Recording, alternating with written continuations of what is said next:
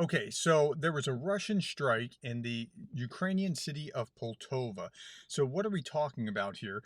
So Poltava is directly south of Sumy and southwest of Kharkiv. It's reasonably close to Russia. Okay, so the Ministry of Foreign Affairs put out an announcement talking about how this heinous and brutal crime. There was a hospital and educational institution that's hit. Now, they're claiming 41 killed, 180 wounded or injured.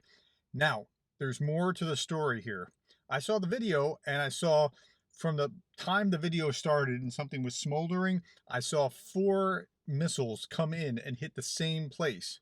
Now, the Russians are saying something, and you have to listen to the other side and try to understand if they're telling the truth or what's going on. Russian bloggers were reporting this. They reported 33 armed forces of Ukraine killed, 89 injured. That's one that did that.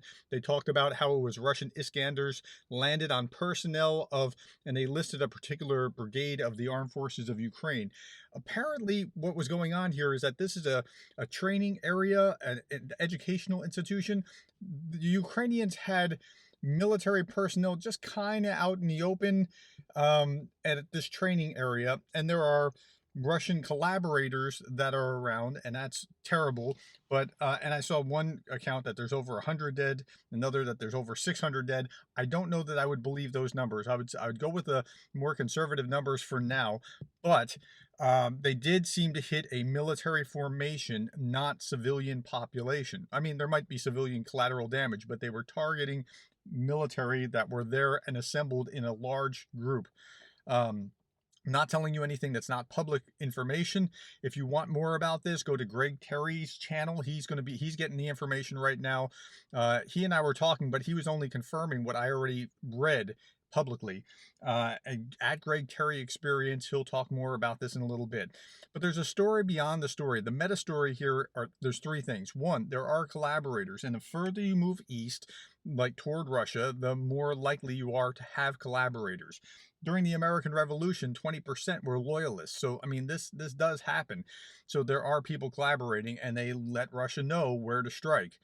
Second, the MFA report, you can't just believe that. Although Ukraine has been very good about telling the truth about what's happened, this was a little on the shadier side of not, it made it look like it was just hitting a hospital and educational facility indiscriminately. No, there were soldiers here. And that leads to the third meta story, and that there's military mismanagement, poor operational security.